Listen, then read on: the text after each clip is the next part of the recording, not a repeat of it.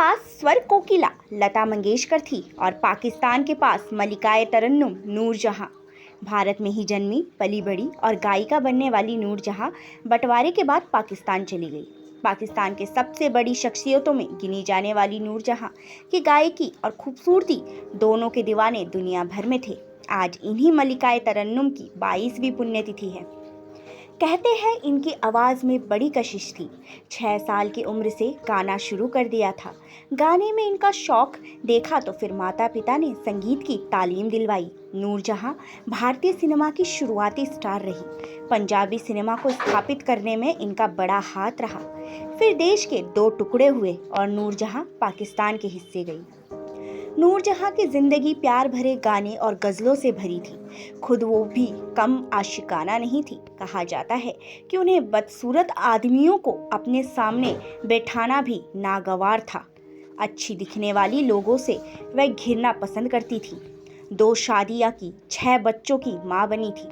दोनों पतियों से तलाक के बाद अपने 6 बच्चों को इन्होंने अपने दम पर पाला। 2 अफेयर भी रहे। एक पाकिस्तान टेस्ट क्रिकेटर का करियर इनके कारण ही वक्त से पहले खत्म हो गया। उस जमाने में पाकिस्तानी तानाशाह से भी इनका नाम जुड़ता रहा। नूरजहां की पाकिस्तान में वो दीवानगी थी कि उन्हें जनाजे में 4 लाख लोग शामिल हुए थे। नूरजहां का जन्म पंजाब में एक पंजाबी मुस्लिम परिवार में हुआ था। उनका बचपन में नाम अल्लाह राखी बसई था। नूरजहां इमदाद अली और फतेह बीबी के 11 बच्चों में से एक थी। जब वो पैदा हुई तो उनके रोने की आवाज़ सुन बुआ ने कहा था, इस बच्ची के रोने में भी धुन है। नूरजहां के माता पिता थिएटर से जुड़े थे। यही वजह थी कि बचपन से ही उनका झुकाव संगीत की तरफ था। उन्होंने 6 साल की उम्र से गाना शुरू कर दिया था। इतनी कम उम्र में भी वह पारंपरिक लोकगीत गा लेती थी। संगीत में उनकी रुचि देखकर पिता ने उन्हें उस्ताद गुलाम मोहम्मद के पास संगीत की शिक्षा लेने के लिए भेजा। संगीत सीखने के बाद नूरजहां ने अपनी बहन के साथ लाहौर में गाना शुरू कर दिया। वो अधिकतर लाइव परफॉर्मेंस और फिल्मों की स्क्रीनिंग के मौके पर गाती थी। नूरजहां के पिता जिस थिएटर में काम करते थे, वहां के थिएटर मालिक ने परिवार सहित उनको कलकत्ता भेज दिया। परिवार भी इस उम्मीद में कलकत्ता आया कि नूरजहां और उनकी बहनों का भविष्य संवर जाएगा। 1935 में पंजाब फिल्म पिंड दी कुड़ी रिलीज हुई थी, जिसका निर्देशक केडी मेहरा ने किया था। इस फिल्म में नूरजहां ने अपनी बहनों के साथ गाना गाया और फिल्म में एक्टिंग भी की। उनके करियर की ये पहली फिल्म हिट रही। इसके बाद उनका ये सफर नहीं रुका। 1947 तक नूरजहां ने कई हिंदी फिल्मों में काम किया। देश के बंटवारे के बाद उन्होंने पाकिस्तान जाकर बसने का फैसला ले लिया।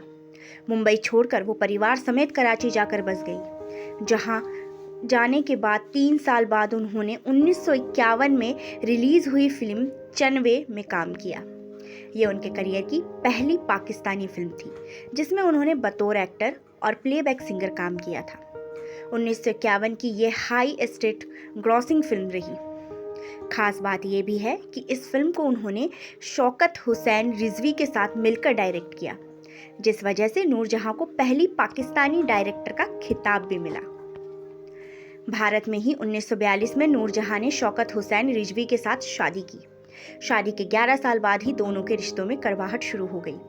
हालात ये हो गए कि 1953 में दोनों ने तलाक ले लिया। तलाक के बाद उन्होंने अपने तीनों बच्चों की कस्टडी अपने पास रखी। इसके 5 साल बाद ही उन्होंने 9 साल छोटे फिल्म अभिनेता एजाज दुर्रानी से शादी की। शादी के कुछ समय बाद ही दुर्रानी उन पर फिल्मों में एक्टिंग ना करने का दबाव डालने लगे। उन्होंने अपने पति की इस बात को नकारा। 1961 में रिलीज हुई फिल्म गालिब उनके करियर की आखिरी फिल्म रही, जिसमें उन्होंने बतौर एक्टर और सिंगर काम किया। हालांकि वो 1963 की फिल्म बाजी में भी नजर आई, लेकिन उसमें उनका रोल बहुत छोटा था। इस शादी से नूरजहां को 3 बच्चे हुए। 6 बच्चों की मां और एक सफल एक्टर की पत्नी होने की वजह से उनको पूरी तरह से अपने एक्टिंग करियर को छोड़ना पड़ा। इस शादी के लिए उन्होंने अपना करियर भी दांव पर लगा दिया। फिर भी यह शादी सफल नहीं रही और 1971 में उन्होंने दुर्रानी से भी तलाक ले लिया। तलाक के बाद लंदन में दुर्रानी को पुलिस ने ड्रग्स मामले में गिरफ्तार कर लिया, जिसके बाद उनकी बेल नूरजहां ने ही करवाई थी। ऐसा माना जाता है कि पाकिस्तानी क्रिकेटर नज़र मोहम्मद का टेस्ट करियर समय से पहले ही खत्म हो गया था। किस्सा ये है कि एक बार नूर ने पति दुर्रानी, जिनसे बाद में नूरजहां ने तलाक ले लिया था, उन्हें और नज़र को साथ में एक कमरे में देख लिया था। उनके पति के डर की वजह से नज़र पहली मंजिल की खिड़की से कूद गए। इस वजह से उनका हाथ टूट गया था। बाद में उसे ठीक कराने के लिए एक पहलवान को बुलाया गया। इससे दिक्कत और बढ़ गई। हाथ ठीक ना होने की वजह से नज़र का करियर खत्म हो गया।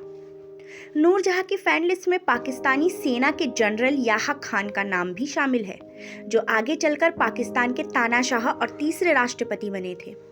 किस्सा उस वक्त का है जब नूरजहां लंदन से लाहौर लौट रही थी और उन्हें कराची रुकना पड़ा। जब ये बात कराची के रेडियो स्टेशन को पता चली तो उन्होंने झट से गाड़ी भेजकर नूरजहां को स्टूडियो बुलाकर उनसे 3 गीत गाने की गुजारिश की। इन गानों को गाने के बाद नूरजहां ने कहा, मेरी बात याह्या खान से करवाओ। उनकी इस डिमांड के बाद वहां मौजूद सभी लोग चिंता में पड़ गए और सोचने लगे कि कैसे देश के सबसे बड़े जनरल की बात नूरजहां से करवाए। जब किसी की भी फ़ोन लगाने की हिम्मत नहीं हुई तो नूरजहां ने खुद से ही उस रेडियो स्टेशन से तानाशाह जनरल याह्या खान को फ़ोन लगा दिया। उन्होंने फ़ोन पर कहा, हेलो, हाँ चंदा, मैं हुन्ने हुन्ने 3 गीत रिकॉर्ड कराए ने, आज रात 8 बजे सुन लेवी। मतलब कि मैंने यहाँ 3 गाने रिकॉर्ड किए हैं, आप रात 8 बजे सुन लेना। उन्होंने उतना कहकर फ़ोन काट दिया, लेकिन उनके इस कदम से पूरे रेडियो स्टेशन में हड़कंप मच गया। वजह यह थी कि रात 8 बजे रेडियो पर पाकिस्तान की खबरें प्रसारित होती थी। ये बात रेडियो के वरिष्ठ अधिकारियों तक पहुंच गई। इसके बाद यह पूरा मामला सेना मुख्यालय तक पहुंचा।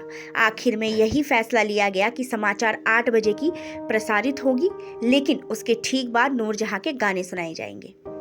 खबरें ये भी थी जनरल और नूरजहां का अफेयर भी था, लेकिन दोनों ने ये बात कभी स्वीकार नहीं की। रिपोर्ट्स की माने तो स्वर कोकिला लता मंगेशकर का कंपैरिजन नूरजहां से किया जाता है।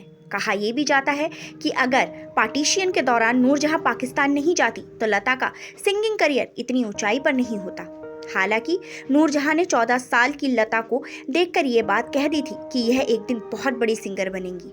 लता भी नूरजहां की बहुत बड़ी फैन थी और उनको अपना आइडल मानती थी, और खाली समय में नूरजहां भी उनके गाने सुना करती थी।